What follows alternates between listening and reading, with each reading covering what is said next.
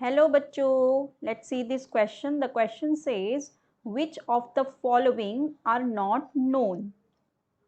Option A pH5, B PI5, C NCl5 and D all of these. So हमें इस question में ये पूछा है कि ये जो हमारे पास ऑप्शंस में दिए हुए हैं कंपाउंड्स या मॉलिक्यूल, इनमें से कौन सा ऐसा है जो अभी तक नोन नहीं है। जो नोन नहीं है मतलब क्या, एक तरह से समझ लो विच डज नॉट एग्जिस्ट। ठीक है, तो हमें बताना है नॉट नोन। ठीक है, नॉट नोन बताना है।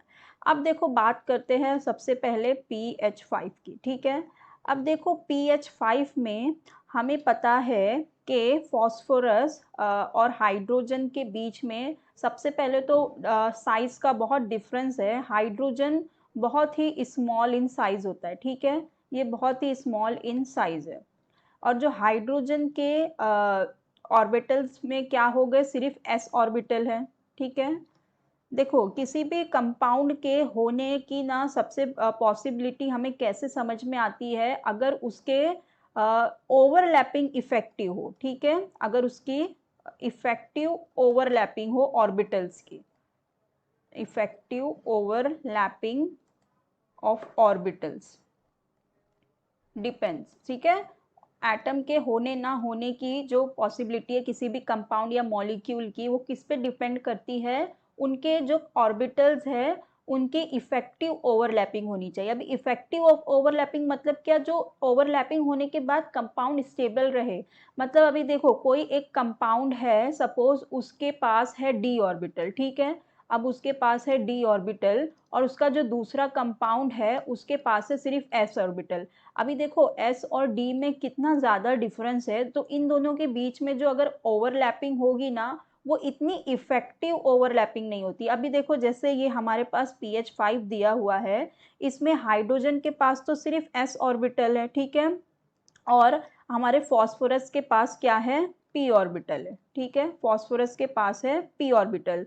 सो p orbital of phosphorus interacts, इसका इंटरैक्शन इतना अच्छे से नहीं होता। The bond formed via this hybridization is not stable and energetically not favourable. ठीक है, तो इन दोनों के बीच में अगर जो बॉन्ड बनेगा, जो ओवरलैपिंग होगी, वो जो हमको हाइब्रिडाइजेशन जो मिलेगी, इन दोनों की ओवरलैपिंग होने के बाद जो हाइब्रिडाइजेशन हमें मिलेगी वो स्टेबल नहीं होगी। That will be not stable. Why? Because इनकी जो ओवरलैपिंग है वो इफेक्टिव नहीं होगी, because of the difference in the orbital. क्योंकि उनके साइज में भी डिफरेंस है और साइज की वजह से फिर उनके ऑर्बिटल्स में भी बहुत ज़्यादा डिफरेंस आ जाता है। ठीक है, तो एक ये वजह भी बोल सकते हैं। और अगर हम PH5 में बात करें फॉस्फोरस की ना, तो फॉस्फोरस का हाइब्रिडाइजेशन होता है sp3d। ठीक है, इसका sp3d हाइब्रिड ऑर्बिटल्स है। और ये जो d ऑर्बिटल्स है ये क्या है, हायर एनर्जी। इसके पास अभी देखो d भी आ गया, तो it is much higher in energy than s orbital, and due to lower electronegativity of hydrogen also d orbital could not be hybridized with s orbital. So this is the reason why this is why sp3 hybridization ये क्या होती है, ये possible नहीं हो पाती PH5 के case में। ठीक है, तो ये वाली जो हाइब्रिडाइजेशन जो होनी चाहिए फॉस्फोरस की वो नहीं हो पाती है, तो इसलिए भी ये जो हमारा PH5 है ये क्या हो जाता है, नॉट स्टेबल हो जाता है, इसलिए ये नॉट नोन है। अब बात करते हैं PI5 की, तो यहाँ पर भी देखो एक तरह से वही चीज़ हो रही है। अभी यहाँ पर देखो, यहाँ पे क्या आ जाता है, अभी हमारा यहाँ पे सेंट्रल एटम है फॉस्फोरस। ठीक है, फॉस्फोरस है हमारा सेंट्रल एटम और आयोडीन हमारा साइड एटम है। और हम अगर देखें तो हमारे इन दोनों के बीच में साइज का बहुत ज़्यादा डिफरेंस है और iodine is much greater in size than phosphorus. ठीक है, फॉस्फोरस क्या है, साइज में स्मॉलर है देन आयोडीन। तो क्या होगा, so overlapping of 5 atoms of iodine is not possible to fit into them।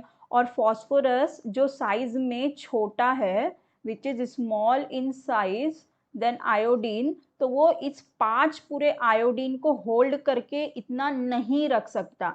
It can make PI3। PI3 ये बनाता है, PI3 नोन है, लेकिन PI5 के लिए उसको 5 आयोडीन जो उससे भी बड़े हैं साइज में, उसको होल्ड करके रखना वो पॉसिबल नहीं होता, और उसकी जो overlapping of 5 atoms of iodine is not possible to fit into them also.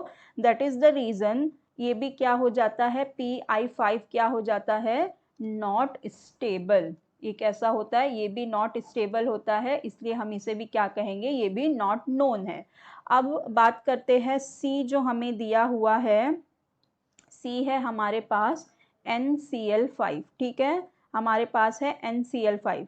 अब देखो नाइट्रोजन के केस में हमारे पास there is no D orbital, ठीक है, नाइट्रोजन के पास क्या है, डी ऑर्बिटल नहीं है, इसके पास सिर्फ p ऑर्बिटल होते हैं और d ऑर्बिटल नहीं होते इन सेकेंड एनर्जी लेवल, ठीक है। जब ये सेकेंड एनर्जी लेवल में जाएगा तो इसके पास d ऑर्बिटल नहीं होंगे, so therefore there is no way to arrange 5 pairs of bonding electrons around nitrogen। तो वो 5 जो क्लोरीन के एटम हैं उसको कहाँ से अपने बाजू में उसको पैर करेगा, कहाँ से उसकी ओवरलैपिंग वगैरह नहीं हो पाएगी।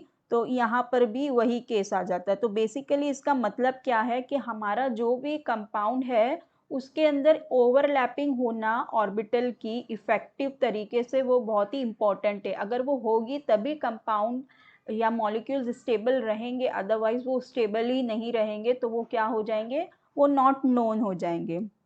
तो इसका मतलब क्या कि जो A है PH5 वो भी नॉट नोन है, PI5 भी नॉट नोन है और NCl5 भी नॉट नोन है। तो इसका मतलब हमारा करेक्ट ऑप्शन हो जाता है ऑल ऑफ दीज। ये जितने भी हमें मॉलिक्यूल दिए हुए हैं ये सारे के सारे नॉट नोन है, मतलब नॉट स्टेबल है। तो correct option is option D which says all of these. I hope you understood it very well. Best of luck. Thank you.